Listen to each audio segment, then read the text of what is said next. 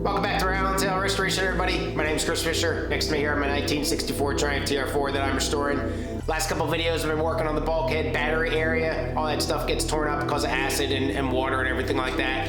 As a matter of fact, this is the battery tray, what it looked like when I cut it out of the car. But I was able to remanufacture and create a new piece. I'll show you how I did it. Thanks for watching.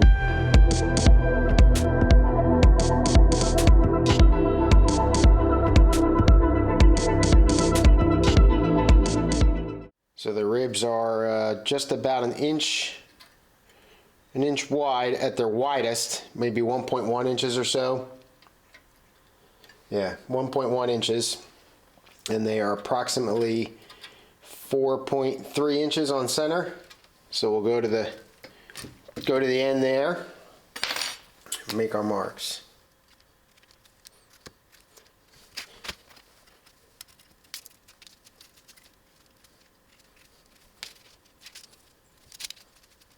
All right, so those three marks are about where the ribs are.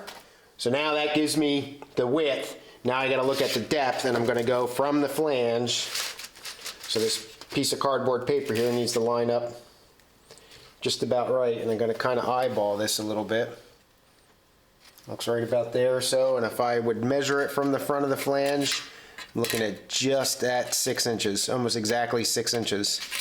All right, so that makes that kind of convenient.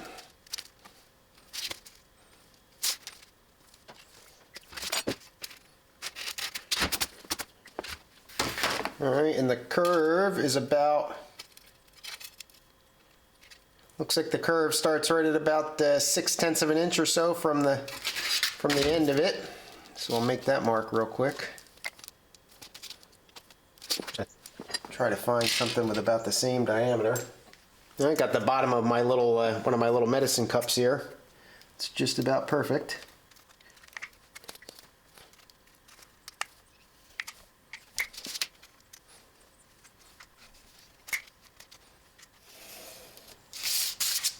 All right,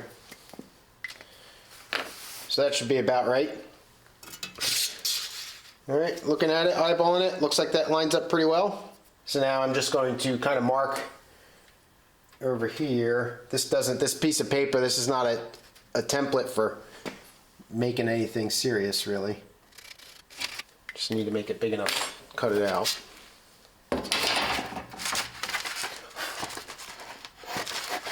All right, so there's that. Now what I'm going to do is I'll take it over to the car. I'm just going to snip these ends here.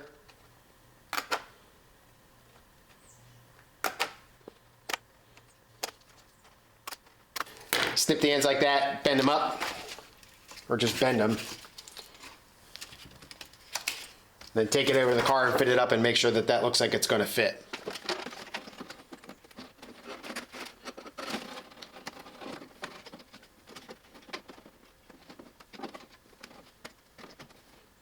Alright, so that doesn't look too bad. I think I'm off a little bit though. Alright, so this rib here, this last one needs to come over just about 1/10 of an inch or so. Alright, so we'll make that adjustment and we should be ready to cut the pattern out. Now I got this wooden butt here set up. No confidence this is going to work whatsoever. So just run bolt holster it. That locks everything in place. The reason I'm not confident is because my rib sizes are not good on this piece of wood. They should be better on the little third piece, the sandwich piece in there, but just you know, just not real confident that this is going to turn out. And where did it go? I've got a piece for my air chisel here. This guy, I need to round this off a little bit more, so I'm going to stick this in the vise and just kind of grind it down a little bit and round it off, and then you know, give it a shot. I think a different solution here is going to be better. All right, well, nothing left but the crying, so wish me luck.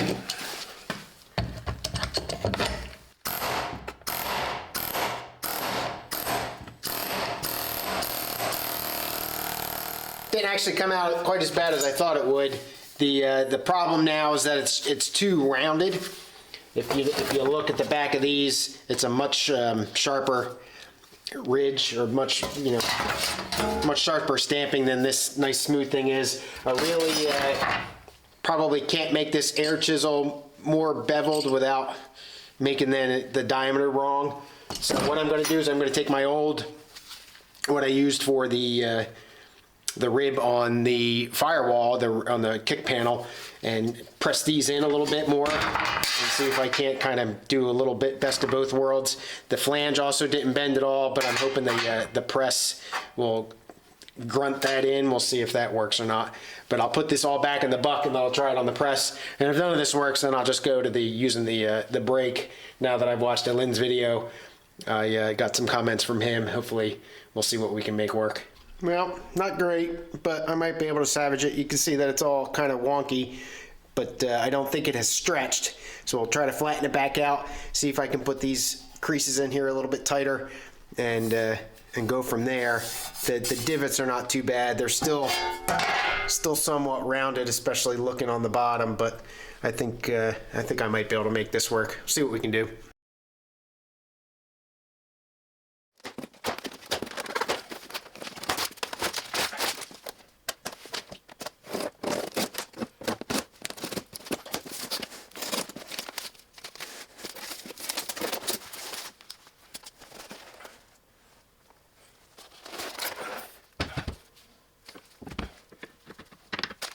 So yeah, I got myself a bead roller. This is in an attempt to recreate the battery tray. A couple of thoughts here. So there's going to be several other places. The boot floor, probably the other firewall down at the floorboard where the feet are for the other side, like I did on the driver's side. I've got a similar repair to do where the floor meets the bottom of the car on the passenger side.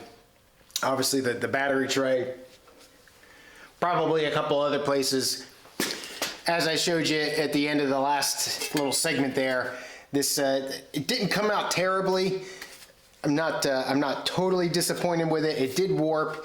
A lot of you reached out to me, a couple of you on email saying, hey, that's gonna warp, or in the comments. It's not that I'm stubborn or that I didn't believe anybody, but I was hoping that the bolt holes, putting it in and bolting it through like it did in that jig, would have kept it from stretching, but it didn't really. And then just the product was not that great, that the air hammer didn't work as good as I thought it was going to. My guess is because this is 18 gauge, a little bit thicker, but it wasn't terrible, but it's not what I want. So I figured between, you can look at buying a replacement battery tray, the whole thing. Well, that thing runs about 200 bucks before shipping from anybody that's close enough not to matter. It's actually more expensive from rimmers because of shipping, and just get that one piece and then weld that in. Or I could spend a little bit, or spend the same amount of money and invest in a bead roller here where I can reproduce my own parts, get a little practice, learn a new skill, all the positives that go along with that. So this one is from Summit Racing. I'm sure they're all the same. Harbor Freight stopped making theirs at some point where I would have bought from them, but pretty stout, but I have no grand illusions that this thing is good enough. Dozens, if not hundreds of videos on YouTube showing you how to strengthen these things and all that kind of stuff. I'm probably gonna have to do that. It is weighted for up to 18 gauge, but a lot of this stuff, that you read that it's rated up to, that's really, not necessarily true. So I assume that I'm going to have to do some strengthening on the back here, welding in some metal plate or some square bar, square tubing or whatever I've got here that I can deal with. But I'm not going to deal with that now, not in this video. It's not going to be an instructional video, but I kind of want to play around. Obviously a new toy. So we're going to see what we got here, take the dies out, show you what it comes with, and then move on and play around and see if I can't mess something up. Several different dies here, as you can see. It's got some bead dies and then some step dies. I don't even know if I'm using the right words. Heck, I don't know what I'm talking about.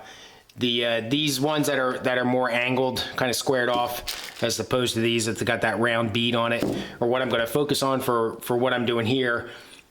I have no idea if there's proper combinations here or not, to tell you the truth. I'm sure there are. I got to look at that a little bit. But I'm going to go ahead and put on just a random die, grab a piece of sheet metal here, and just give it a shot and see what happens. I don't, trial by fire. So I put a step die in, and it's this most shallow. Essentially, this the depth of this ridge right here, or this ridge down here, determines, I think, how deep the groove is going to be in my little piece of scrap metal here. This bolt up here that's just barely off camera, these essentially adjust your height. This is one of the improvements that you do. You take that out and you put something that you don't need a wrench to do. It has a lock nut on it, though it's, just cheesy. But right now, this whole thing floats. You can see how that'll go up and down. So you'll slide the piece of metal in here, get it ready to go, and then you tighten that down to 1 turn, 2 turns, however much you want. And this is all going to be trial by error, right? So I'm going to use some scrap metal here to see how well it works. And I'm just going to go for it. So we'll try this shallow one here. I'm looking, if I remember right, it's like 2/10 of an inch deep or something like that, where the ribs on the battery tray. So we're just going to play with it and see what happens. All right, so now that is just resting in there, and I'm going to just do 1 turn. All right, that's 1 turn, and we're just going to roll.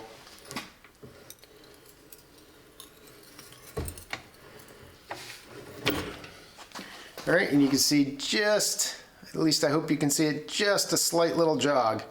But that looks like about the depth I'm going to want it. All right, get it started again now. I'm going to go 2 turns though. All right, so that's 2 turns. So now we'll see, you should put a deeper stretch in it.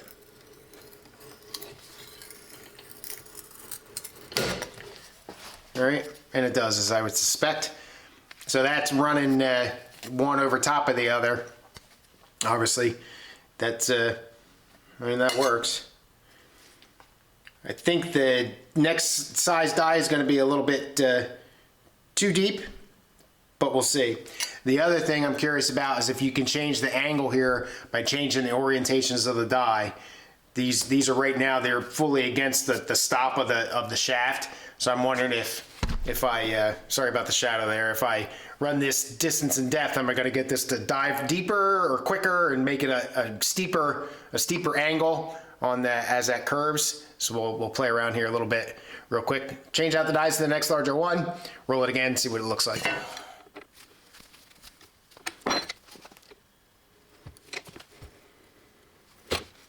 All right, so you can see that's deeper, obviously, and as you would suspect, because of the wider face there. So we'll go ahead and we'll play with changing the position laterally on this thing and see if that makes any difference here.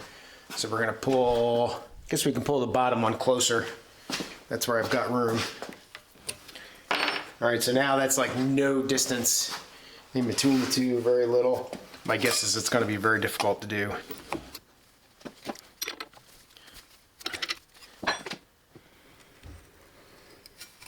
Nope, not really. All right, so yeah, so that makes the step steeper. So now it's just going to be a matter of trying to match what I've got on the battery tray, the old one, versus, you know, how this looks, and obviously to keep these straight and all that other good stuff too. Whole bunch of trial and error here, and most of them are really ugly. My best one is probably this guy here, but it's a little wide compared to the originals. And I thought I was going to do this one all right, but you can see that it's all wonky looking. Just going to take some practice and obviously some scrap metal. This one's pretty much done now. I've torn that apart. But I took another little piece, and my concern now is how I'm going to make this edge come off. You can see that it's crimped right on the bend there on the flange. So I think what I'm going to do is I've set this up, and this is actually a pretty good shot here. It looks pretty good.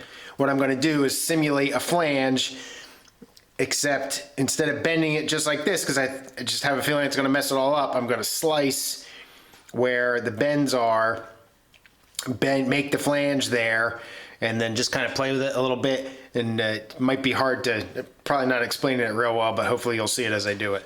So what I've done here is just marked about a ½ inch back, because that's about how deep the flange is. And I'm just going to make those 2 little slits there, and then I'm going to bend over and hopefully make this work out.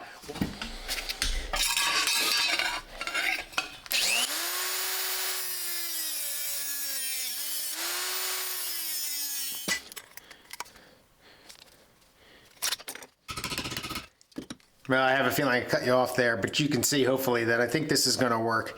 The cut is just to relieve so this end stays low and doesn't grab the wings on the outside and drag it down with it.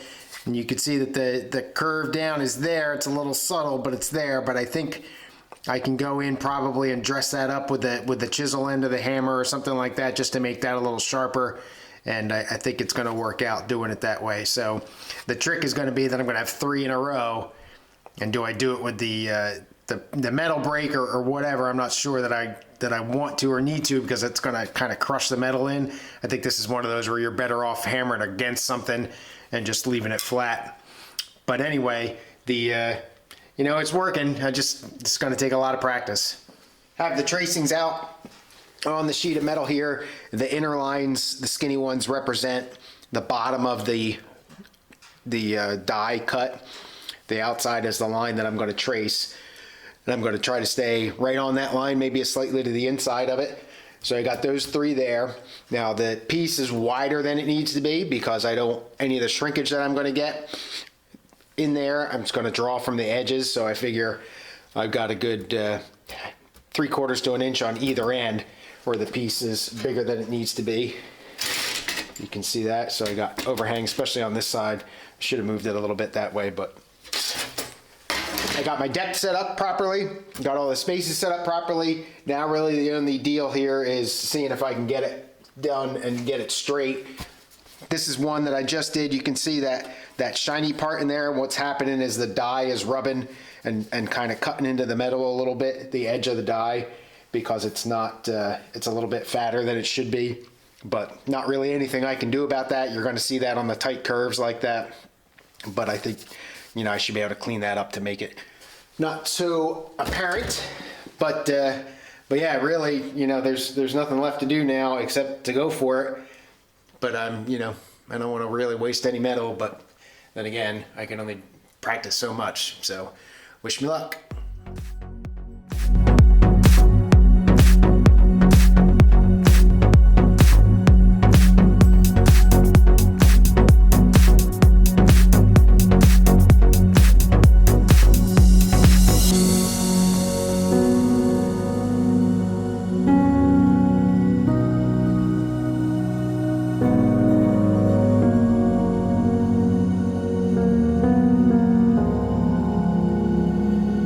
There's number one, nice and straight, but I think it's too wide.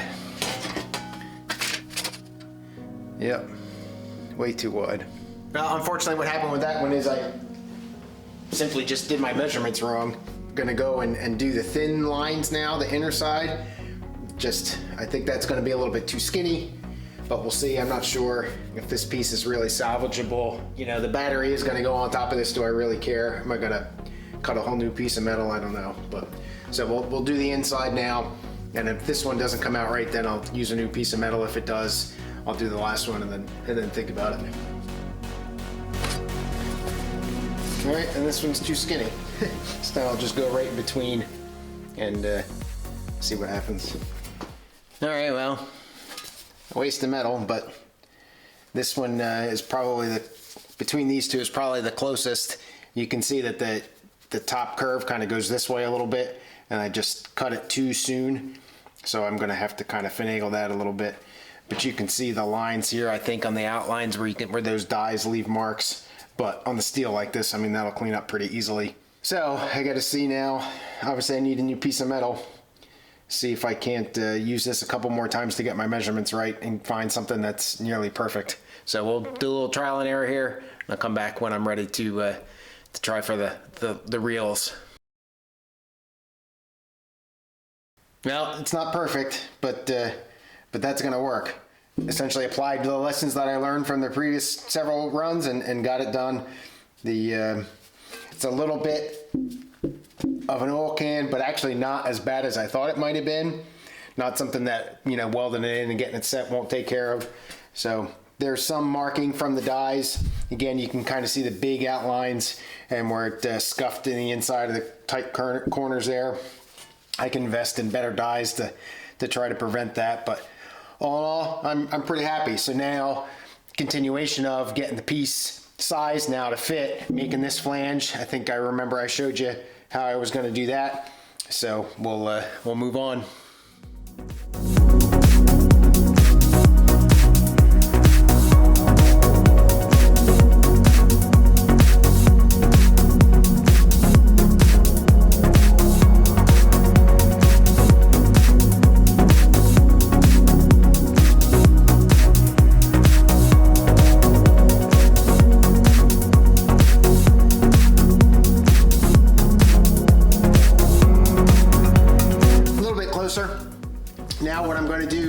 flange is I've got it marked out here about a ½ inch or so.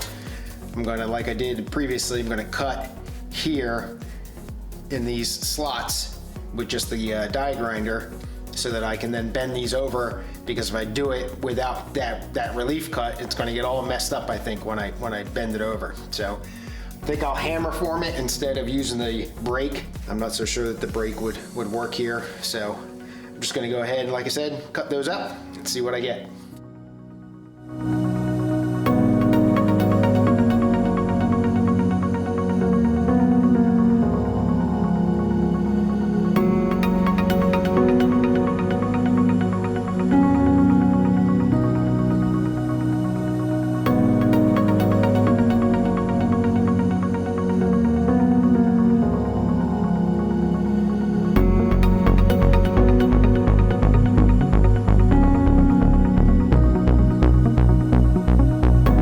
Essentially the final gist there. So now what I'll have to do is go back and weld everything up, obviously, and then clean it up, make it a little prettier than it is. But that was my idea, and seems to have worked. Yay.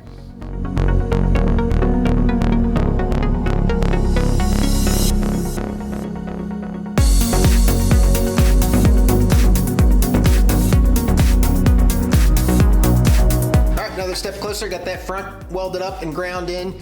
Might be able to see that black line there. That's essentially the line where the flange matches up with the other one, so all the metal underneath of that is going to go away. That's why it's all ragged at the bottom, because I don't really care. There might be some remaining little pinholes in there, but because I'm going to plug weld this anyway, I'm going to go back over it. I don't want to grind too much metal off now. Got a little carried away with the wheel here. Unfortunately, I'm going to have to try to clean that up. Now I need to make this flange, and you know, obviously this is an important flange because it needs to fit properly as far as like the depth of this thing goes. So I did a chest fit back there and kind of lined everything up. I can't put the flange or make the flange in my brake, unfortunately, because this flange goes up at an angle and bends up.